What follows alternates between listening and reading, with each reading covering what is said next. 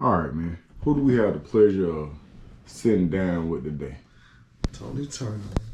Tony Turno? Yes. I've heard the name before. As weird as it may sound. Right. Where you from, brother? Originally from College Park, but I was raised up on the west side. All right, so you're originally from College Park, but you was raised on the west side. Right. How long are you in College Park? Like, how old were you when y'all left that area? About 13. Okay. So you hadn't got a little age on it. What? Do you remember what elementary school you went to in College Park? Yeah, the Meadows Elementary. The Meadows Elementary. Yeah, right off of Old National. Okay. And how would you describe life on Old National at 13? Well, back then, Old National was predominantly white. It was, for real? Yeah, definitely. It was laid back. It was suburban. That's back when Atlanta was becoming the Mecca. Right. Okay. Right. And could you sense that as a young child with your surroundings, or was it more of a blur? I could sense it because, like, Eddie Johnson, who played with the Hawks, he stayed on the street. Yeah. Dominique Wilkins, he stayed in Camelot, which was across the street from our subdivision. Hold on, not Camelot. This. Yes. No, I'm talking about, because I just delivered a refrigerator over to Camelot condominium, and when I'm telling you, I'm talking third world country. Yes. Dominique Wilkins stayed in Camelot. But Camelot. But this is the old Atlanta interview right here, but y'all finna get some exclusive stuff. That's crazy that Dominique Wilkins stayed in Camelot, bro. Yes. It was plush back then. Man. I would one of my partners, little guy growed up, Rodney Butts. His dad had played drum for the SOS band. Yeah. Went to school with a little dude named Jane Thompson. His father owned Cisco's. I don't know if you remember that club. Yeah. So yeah.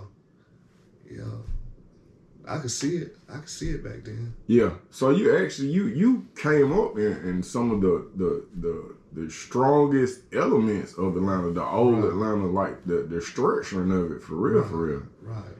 Man, that's crazy. I was just in Camelot, man. I delivered a refrigerator, bro. I thought that's the first time I delivered a refrigerator with my pistol on me, man. Right. It was that wild. So at 13, and you're going to, you said Meadow? Yeah, the Meadows. Meadows. Did you have something that you wanted to be? Was you know how they ask you what you want to be when you grow up? Yeah, definitely airplane pilot. For real? Yeah. An airplane. Where you get that from? My mom, you know how your mom, she was grooming me for it. That's what she wanted. Yeah. And it became my dream, Yeah. Yeah. That makes sense, man. And then in that environment with those people in that Atlanta, right? It actually was feasible. Yeah. It was doable. Definitely. And anything you instill in a child at the age of 13, a lot of times we be trying to figure it out. It'd be our second year in college, then we try to figure out what's going on. But so in reference to brothers and sisters, do you have any siblings? Yeah, I got 3 sisters and I got a brother. 3 sisters and a brother. And where are you at on this realm? The oldest. Are you the oldest? Yeah. Okay. And so at 13, are you in a single parent household? I'm in a household with my mother and a stepfather. Okay. Oh, where's dad at this time? The west side. He already on the west side? Yeah, already on the west. Okay. And so what caused you guys to, if you know, what caused you guys to migrate to the west? Well, it wasn't my family. My family didn't migrate. I left. I ran away from home. I went through a little abuse. My stepfather, he was one of them guys that he went through abuse. Mm-hmm. So he was trying to pass it down. Because you know, even now when I talk to him about it, you know, he still talk about what he went through. Yeah. And, like it's just natural, you know, natural for a father to be abusive. You know what I'm saying? That's crazy. Yeah. But it happens. It happens a lot, especially in the African American community. Definitely. I don't whoop my daughters. I got daughters, man. I just talk to them, but I just had a theory. I was just like, man, I think that our parents, whoever, you know, at some point in time there was a whooping of slaves. Right. And then I think that, you know, y'all, this is what y'all been taught. Right. And y'all just passing it on. That's just trauma. You just passing the trauma. I always looked at it the same way too. Definitely. Yeah. And then it may cause you, do you think that it could possibly have caused you to be violent to one degree or another, or? I think that in my life at one point that I said that I never let a person hurt me. Okay. You know what I'm saying? You know, so, you know, defending myself, you know, in that way. But, you know, just going through what I went through with him, you know, like, I don't believe in, like you, I don't believe in whooping children. Yeah. I don't believe in fighting women. Right. You know, I believe, like, when it comes to a child, you know, a man, he naturally gives a child fear. Right. You know, but I just feel like I can outsmart a child. You know, I can outthink a child. I ain't got to beat no child. Yeah. Yeah. Yeah, that's a very peaceful mindset. Have you gone to any therapy at all, or this is just something you picked up naturally? Well, what I did, I used to write. Okay. You know, I had a journal. I used to say a journal through my thoughts. Yeah. So, a journey through my thoughts. So, whatever I seen, whatever I thought, I just wrote about it. And it just gave me peace. And, you know, when I sit back and read it, you know, I analyze it and, you know, but that's what I did. I just constantly analyzed myself. What made you journal, bro? Journal? Yeah, what made you do that? You know how people always say that you should write a book. You should write a book. But, you know, I thought about writing a book, but I end up, you know, just writing about myself. You know, I couldn't, you know, I read a lot of fiction. Okay.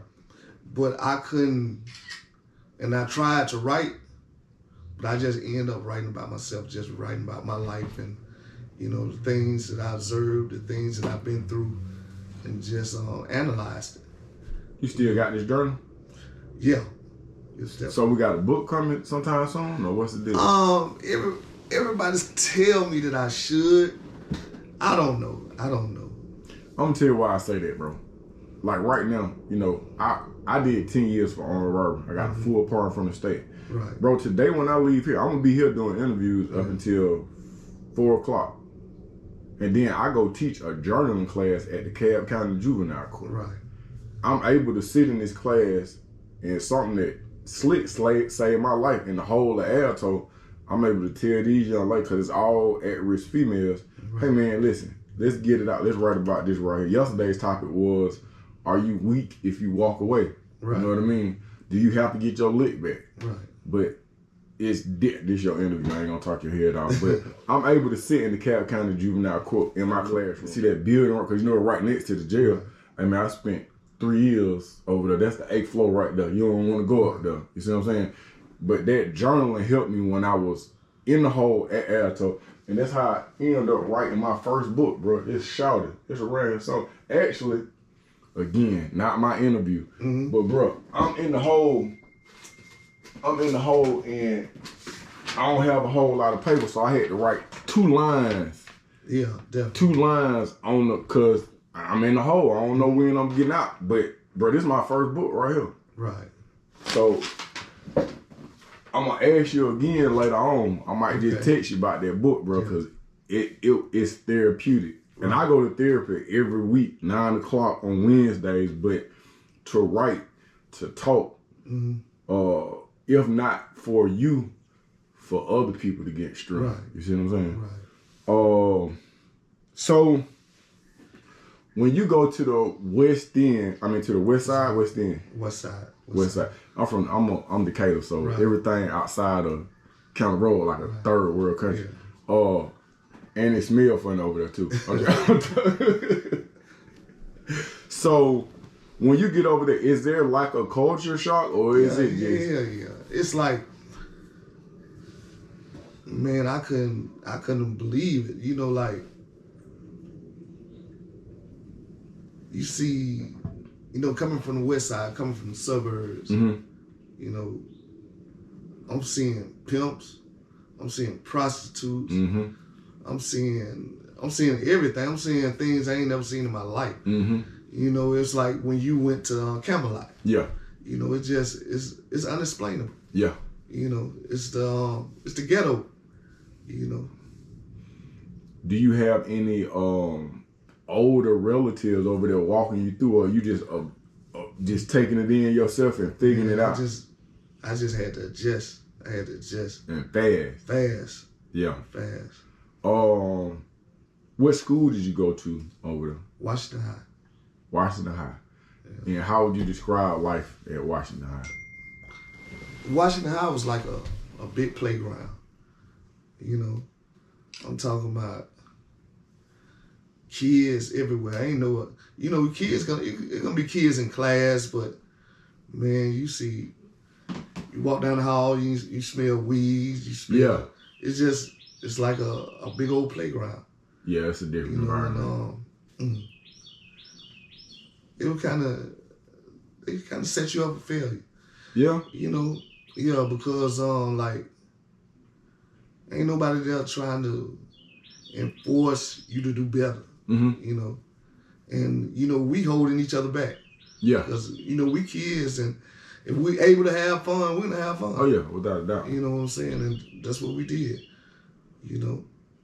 Did you start? Can you remember when the idea of being a pilot started to slip away, or can you remember when you started to just slide deep off into the streets? Or you know, like when I went to the West Side, everything was gone.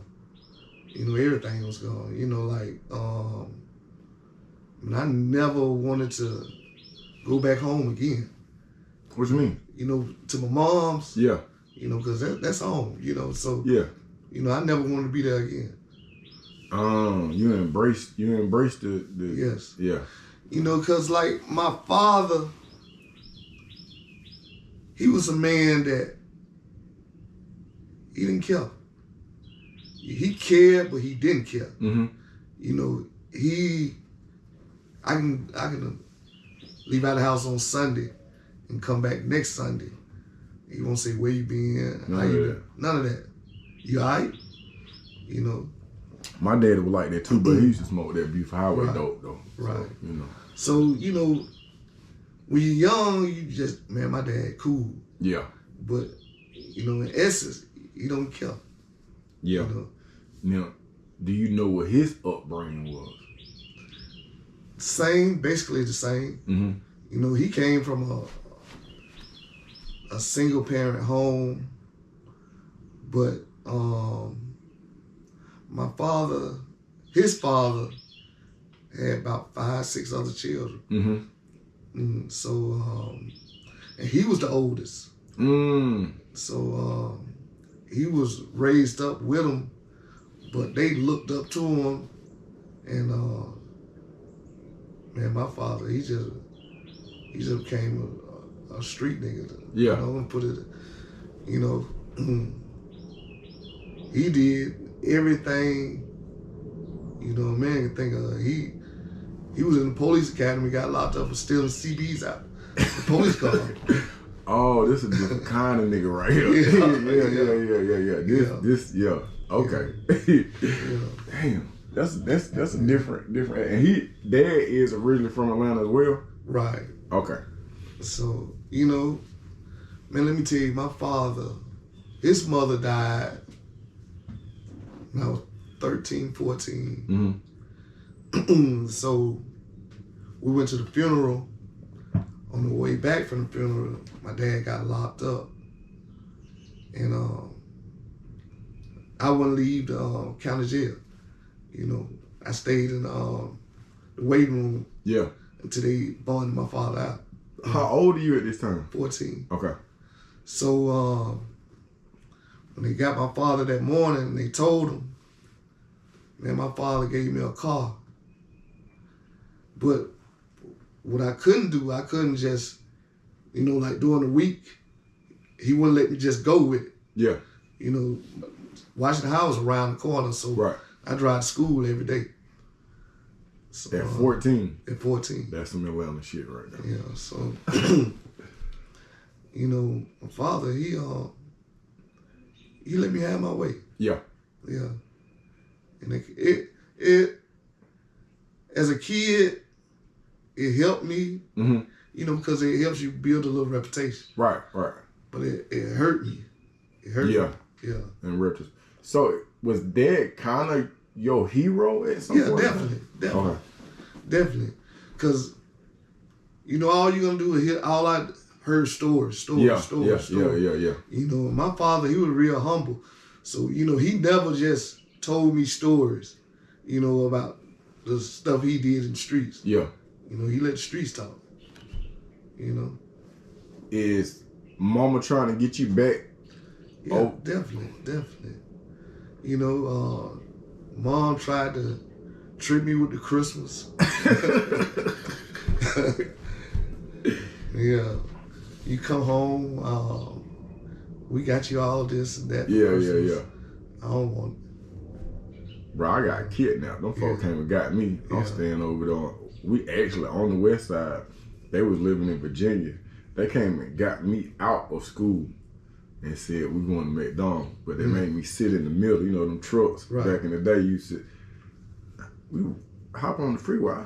Shit, we done passed 2 McDonald's, y'all. Right. What's going on? They're like, we're going to Virginia. Virginia? Man. So, just to say I've dealt with that type of environment. When do you start to I don't want to say emulate that, but at what age do you start to get your hands a little dirty? Man, about 16, 17. You know, school, sports. So, you know, I'm trying to do my thing. And what sport? Football. What position? Linebacker or running back. And ran track. Yeah. So that means your grades was decent if you was able to play ball. Man, Washington High, man, you ain't have to worry about no grades. For real? For real. Damn, just have a little talent. Yeah. But you know, if you don't have them grades, you ain't going no further than high school and sports. Okay, know? Oh yeah, because the colleges ain't going. Yeah, they ain't gonna touch you. Washington High, you gonna play them sports. Yeah. I mean, that's really throughout the state of Georgia, right. Bro. I had a math teacher that gave me a C. I was like, bro, I ain't even good. But then when I went to chain gang, got that GED, it qualified me for the Hope Scholarship. So I came back and went to college. Right. And I'm taking math. I messed around and see my math teacher at Central Station. Worst thing that could have happened to me. Because now we cool. And then I get to one of them older black ladies when I take calculus with them dreads who don't go to Central Station. Right. She was, you don't want to hear nothing about none of that. So a teacher that gave me a grade in high school kind of handicapped me. Right. Do you think that just letting you hop on the field because you got talent, do you think that it alter you in any kind of way from a academic perspective? Yeah, definitely. You know, because like, man, you know, football, you know, sports is fun. Right. You know, so, you know, when you start looking at life after, you know, because like, let me tell you, when I looked at the West Side, you know, back then, you know, just living there, you really can't see the opportunities that you have in life because all you see is the ghetto. Yeah. And, you know, most people out there, you know, I ain't gonna say most people, but, you know, they ain't transportation cars, you know, they not just getting around the city. Right. You know what I'm saying? So they not seeing, you seeing the black colleges. Yeah. You know what I'm saying? Yeah. But outside of that, you don't see nothing. You don't see no businesses as you could say, I want to go into that. Yeah. I want to do this. You don't see it. Mm. And you can have those HBCUs right there, but they seem so far away. Yeah. Damn, that's crazy. Okay, so from 13 to about 16 is when you pick up and put down football to one degree or another. Yeah. And then what is your trade of choice? Well, I tried working, but man, when you live in the ghetto, you start emulating things you see. So you say drug dealers. Yeah. They riding good, looking good. So that's what my father. Yeah. He doing this little thing, but he trying to keep it tucked away. Yeah. Don't nobody really know. But people talk. Yeah. So I'm next in line. Yeah. Can you remember some of the names of the people that kind of had movement back in the day at that time?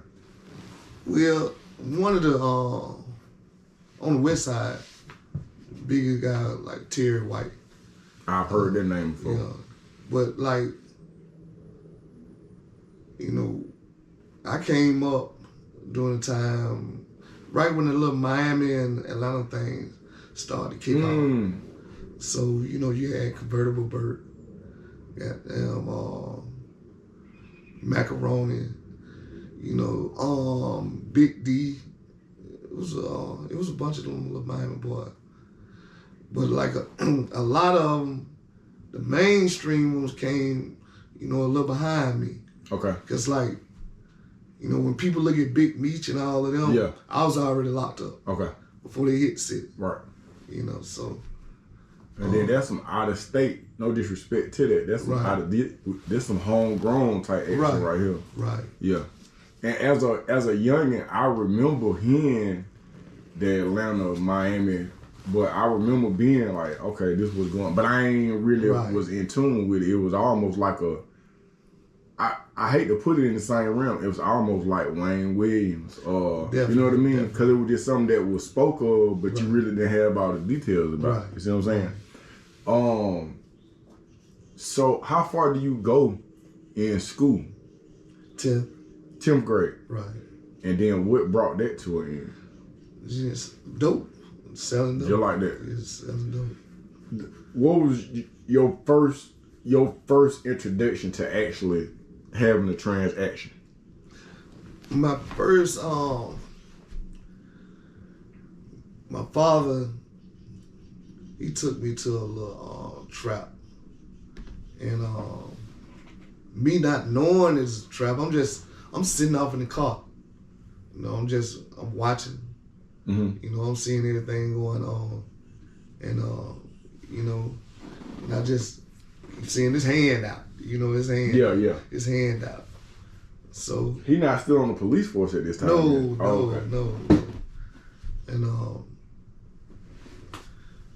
And I started seeing the money. I started seeing the money. And, money changes everything. Like they say, money's the root of all evil. Mm-hmm. It is. It really is. It has changed your whole life. And that's what it did. It changed mine. It changed mine. It changed my outlook on everything. Mm-hmm. Because once you start getting it, it's an addiction. Yeah. It's an addiction. Yeah. It's sometimes worse than actually being on the drug. Right. Yeah. It's yeah, I would agree. And so at 10th grade, you make a decision, or it just kind of like gradually happened, like, I ain't got time for this right now. It just happened, Yeah. Me and one of my close friends, we made a decision that we finna go on and get us some money. Simple as that. And, we went hard. And the thing that we always did, we gave each other the do's and do nots. You know what I'm saying? Mm-hmm. And we stuck to it. Yeah. I'm talking about we rode each other back. Yeah. You know what I'm saying? On the do nots. You know, because that's the most important thing about, you know, when you in that type of field.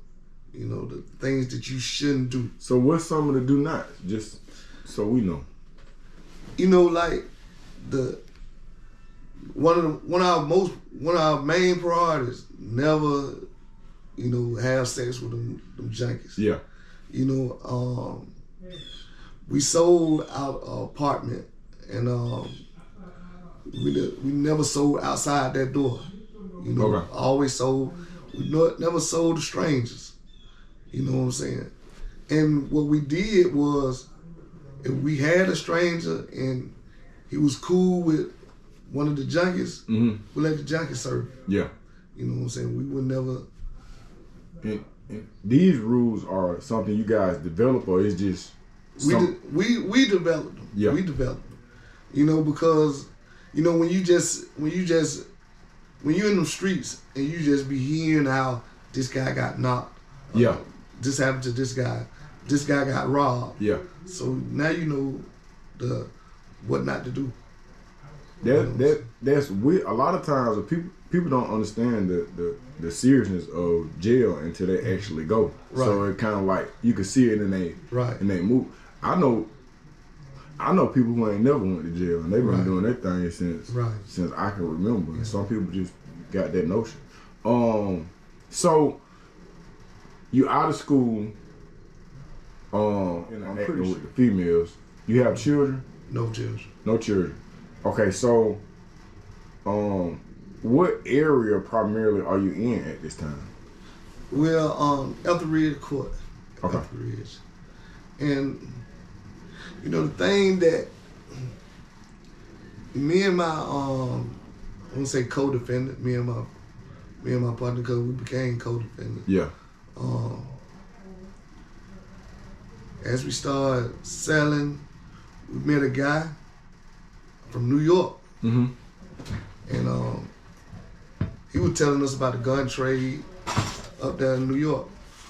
So we got us a plug on selling drugs, selling guns, and we started selling guns and bulletproof vests. Started selling them to New York. You know, so y'all interchangeable with the bullshit. It's just like, if it makes sense, ain't just this, we can, wherever the money at, that's what's going on.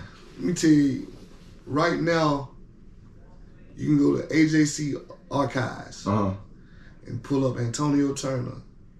And it's an article by Judge Hilton Fuller. Judge Fuller? Yeah, DeKalb County. Yeah. And Fuller, he wrote an article. They were trying to change the gun control law in Georgia. Because at that time, you can go into a gun store with a junkie. Yeah. And, you know, just, you know, as long as he got ID, he can buy whatever. Sure enough. Yeah, so that's what we were doing. We was taking junkies in gun stores and trying to buy them out. So y'all light handling may have had an effect on the changing of the laws. Right, we did. That's a full hustle too, though, because in New York, they harder to come by. Right. And they more expensive. Right. You can buy a Mac 11 for $200 and send it to New York for $2,000. Okay. So, you're a jack of all trades to one degree or another. When do we have our first run-in with... No, let me back up.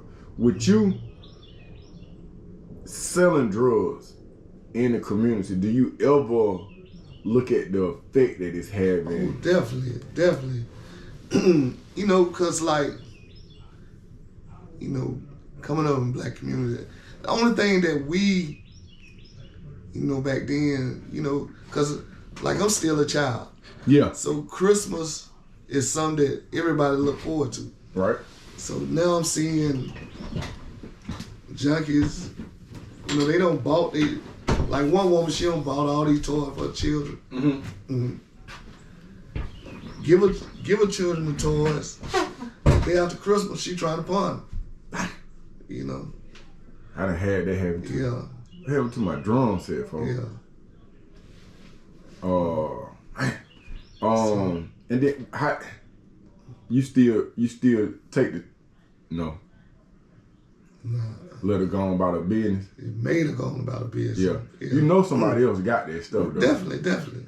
But definitely. There's a line that you you got draw. to. You got to. Yeah. Yeah, you gotta stay human. Yeah. When do you have your first run-in with the police? Man, you ain't even gonna believe this. This is after I don't have my run-in with the Miami boy. But Alamo Plaza. Man, why that sound familiar? Columbia Drive. The gate? I don't know, because I don't know what they by Bluebird? It's two entrances. It's a hill. That's the gate. Okay. Yeah, I have shot at many people. Okay. So at this time, it's just an empty plaza. Oh. It's just the whole plaza empty. Yeah. So we parked right here on the bank. Yep. Bank of the plaza. Columbia Drive right here. Yep. So we finna go across the street and Bluebird. The little subdivision. Yeah, they had a powder house down the street. So we finna go across the street and surprise these Miami boys. Cause the Miami boys over here? Right. Oh, they set up in the hood. Yeah. So we parked, DC, police, they roll up on us. Yeah. So my codependent, he popped the hood, got out like he have a car problem. Mm-hmm. So I'm sitting in the passenger seat. I got a Mac 11 sitting in my lap, pointed towards the window. So I got two of my friends in the back seat. Mm-hmm. So I tell them, don't move, just look straight ahead. I said, peep his head in the car, I'm gonna blow it off. Yeah. So it just so happened, he talked to my Cody and got the hell on. Yeah. And that was my first run in. And like when I look back on it, I'm super glad that I ain't doing that stupid shit though. Yeah. It wasn't meant for me. Yeah. But you was on that type of timing. Yeah, definitely. And you was able to come to a conclusion like this way, if AB happened, then C gonna happen just like that. Yeah. One thing I learned in prison is like when you can look at a young guy, you can look at an older guy, and age, it doesn't make a difference in prison. For some people it do. Predators, they think that they can prey on the young, but the thing that they learn quickly in prison is that the young is ruthless. And when they plot, they plot. Yeah. And they come up with something real ruthless. What I learned as a former youth is sometimes that fear hadn't really developed. Right. So it's it's whatever. Right. So I want to go back, cause how does the beef start with the Miami boy? How did this even come in play? Cause you about to clear up a whole lot of old city myths and see with us, it's territorial, but we told them like when we was in Etheridge, we had it set up. We had 3 apartments. Where's Etheridge for people who don't know? Right off of Bankhead. Okay.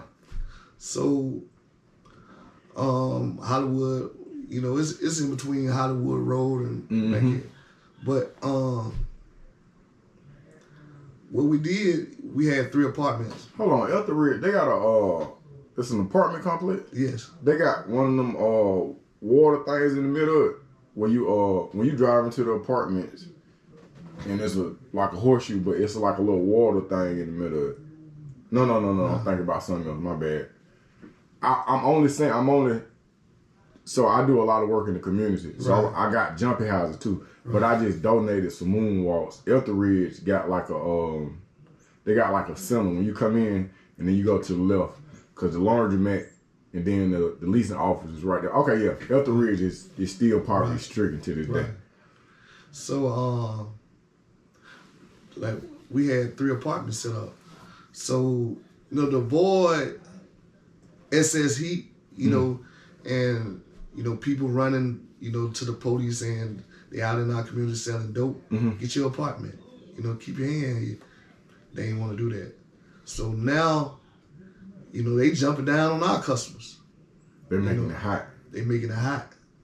You got to get up out of here. You know, and I got a question. As a young nigga talking to an older nigga, right? Cause I remember going to the hemp at a young age, and that was hold on. Live stream. Okay, we live stream. Preview not supported during live stream. Okay. All right. So let's see where we at. We are. The last couple of camps that you're at, you starting to see gang activity. This around about 2000. Oh no. Yeah, it was around about 2000. Okay. When it really started kicking off. But then like, you know, like I said back then, I was in the process of changing my life, becoming better. You know, I had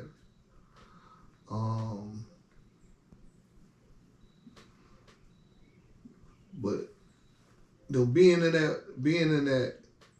that world, it's like it's in that prison world, and becoming like I became Muslim. Okay. And but the thing about me that I never wanted, but you know, like I used to talk to my Muslim brothers. They always was trying to get me to take my shahada, but I ain't want no mark on my name, like I got in an incident, and you know, like you know how people say he's scared, he became Muslim, or you know, I ain't want nothing surrounding my name when I took my shahada. You know what I'm saying? So, you know, I just wanted some studying, some learning, some educating myself about the religion before I took my shahada. Okay. Before I came Muslim, and becoming Muslim, you know, you end up learning. You're gonna do a lot of learning, and you're gonna have to deal with some gang shit too. You know what I'm saying? And that thing, that's crazy, because like you start seeing life differently. You know, like at one time, me being the oppressor, you know, oppressing the dorm, stealing and taking away from people, you know, growing up, learning, you begin to hate that shit. You know what I'm saying?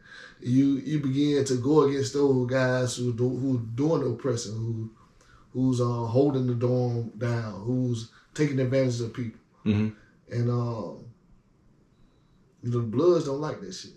You know what I'm saying? You know, we had a sign on our dorm, NBA, no Bloods allowed. For real? Yeah. You know, and but when we took the sign down and started letting them in, the bullshit came with it. Yeah. You know what I'm saying? And you gotta be able to control that shit. You know what I'm saying? And you ain't gonna never really be able to control no man.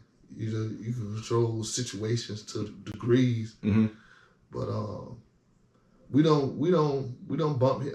You know, being Muslim, bump head with the Bloods a lot.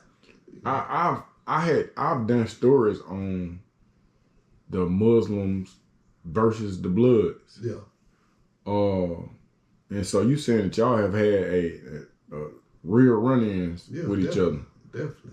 Do you remember why?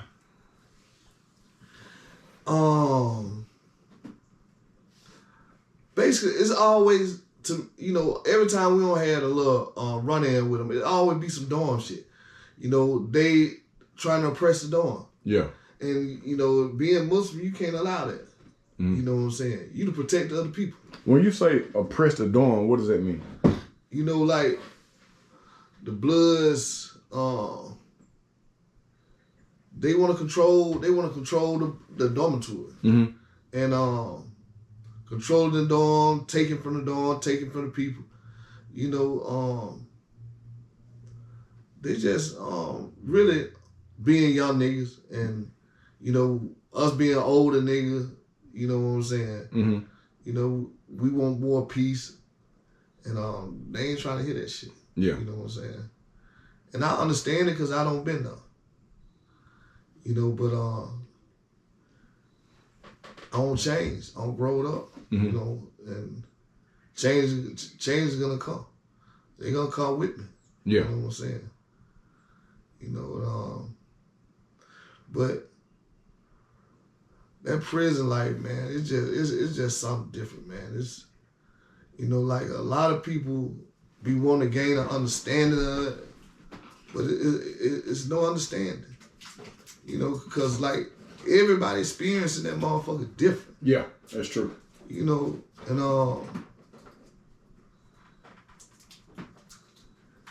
it's just like some people, they may been there before you or after you, and you give them your experience, and because they didn't experience what you experienced, you know what I'm saying, they can't handle it.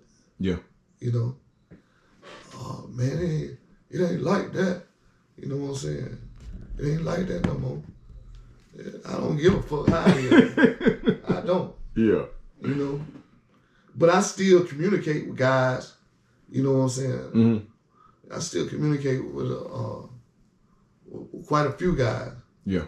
But, and I'm gonna tell you, like, one thing I always tell, you know, guys, man, if you got a good girl, keep her.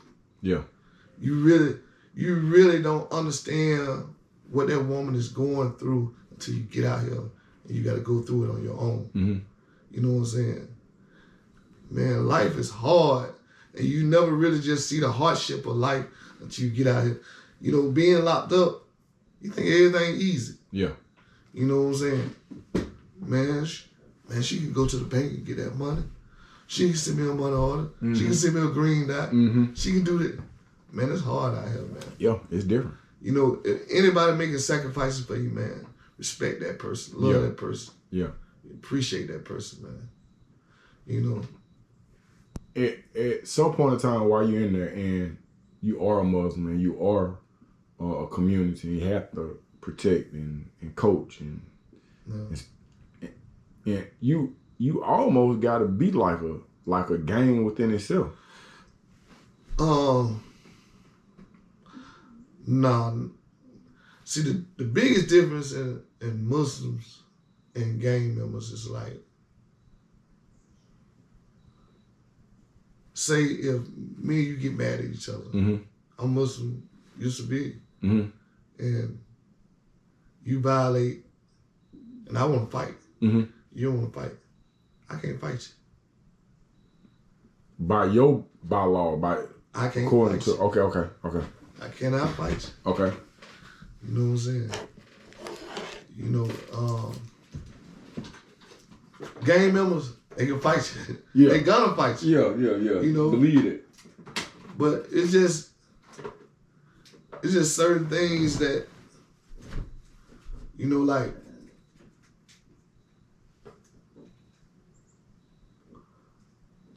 our blood, our honor, you know, it's sacred. Mm-hmm. And we just die about it. Yeah. You know, and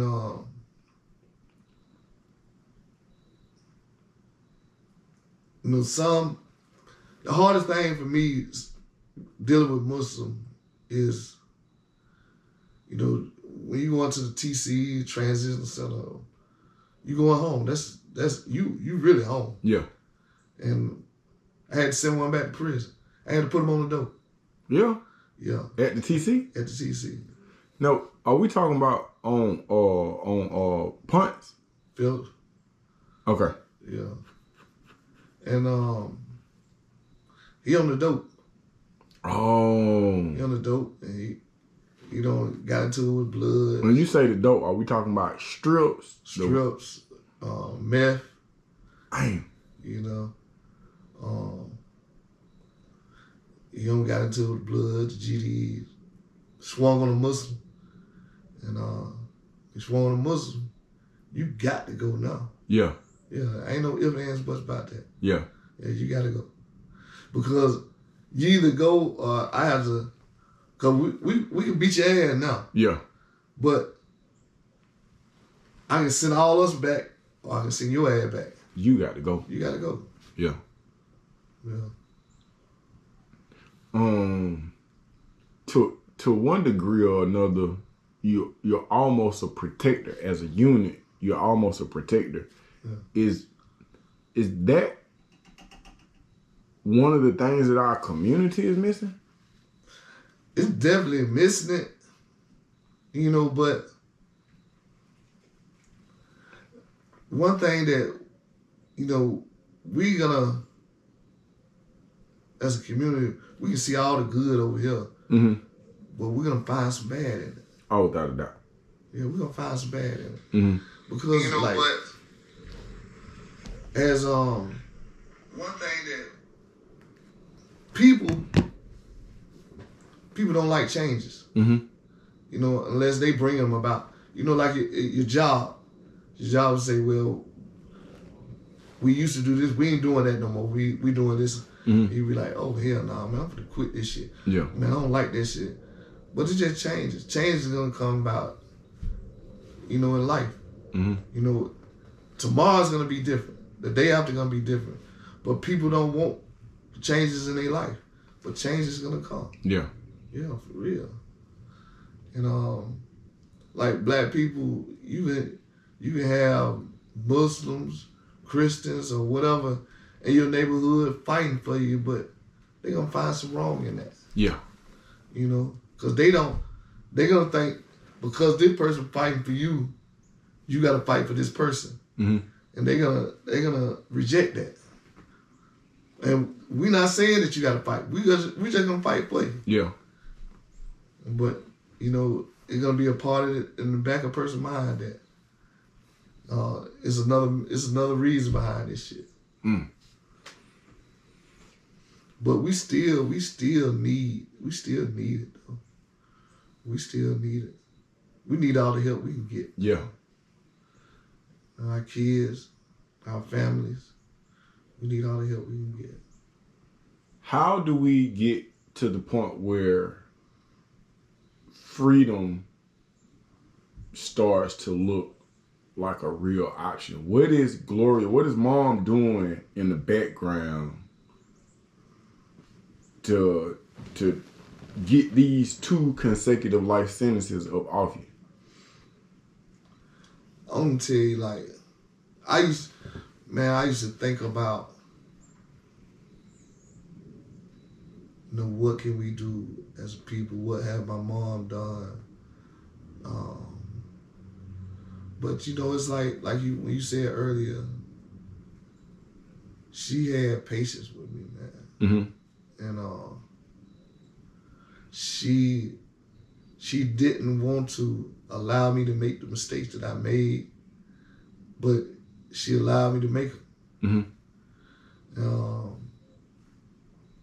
And grow into the man that I became. And some children you can't just sit back and just watch them destroy their life. Some kids gonna destroy their life regardless of what you do. Because it's just the course they're gonna take. And I took the fucked up road, and my mom paid for it. What you mean by that? Like all the hurt and grief that I put her through. But the thing that I never did, like I never blamed her for my stepfather's action. Okay. You know what I'm saying? I've never made her feel guilty about that.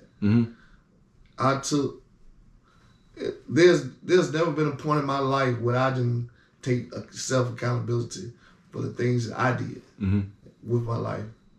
I ain't never point no fingers. It wasn't no streets. It wasn't my father. It wasn't my mother. It was me. I made all these. See, the thing that a lot of people do, I can't play smart on this end and play dumb on that end. Mm-hmm. You know what I'm saying? Mm-hmm. I was smart when it came to this, but dumb when it came to that. Yeah. No, I fucked up. Yeah. Yeah. Yeah, for real.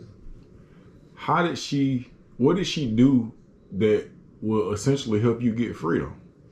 Well, when she paid the lawyer, and her and the lawyer developed a relationship. I'm talking about a relationship that the lawyer told me that she had to get me out. You know what I'm saying? Black lady? Yeah. Yeah. She said, I had to get you out. You know what I'm saying? And it was like she fell in love with my mom. You know what I'm saying? My mom personality. Yeah. Yeah. And she said, I had to get you out. I promised your mom I would get you out. That's your shooter right there, Jack. Yeah. That's your shooter.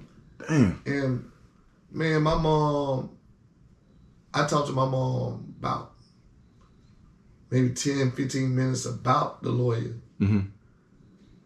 My mom called and talked to the lady 5 minutes, sent her the money. Just like that. Just like that.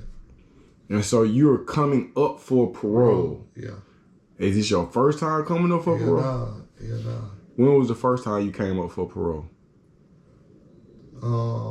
2008. 2008. And of course they set you off. Yeah, 8. They set you off 8? Yeah. What is that thought process like? I seen it coming. You know, the thing that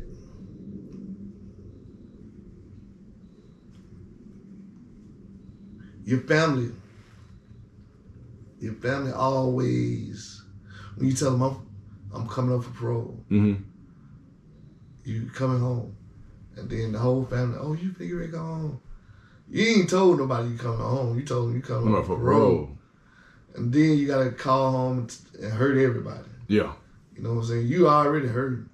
Now you gotta call home and hurt everybody. You know what I'm saying? So, you know, it just got to a point where I had started saying, I won't gonna tell nobody. Yeah. But her. You know, and my mom, she knew she was getting ready to pass. And she was trying to prepare everybody for it. Was she ill? Yeah, lupus. Okay. And is lupus the same thing the Trick Daddy got? I'm not certain. Okay. And she had got to a point where she was telling me all the time, I ain't never smoked no cigarettes, no weed, no nothing in my life. And now I can't even breathe. You know, so that hurt her more than anything. Mm-hmm.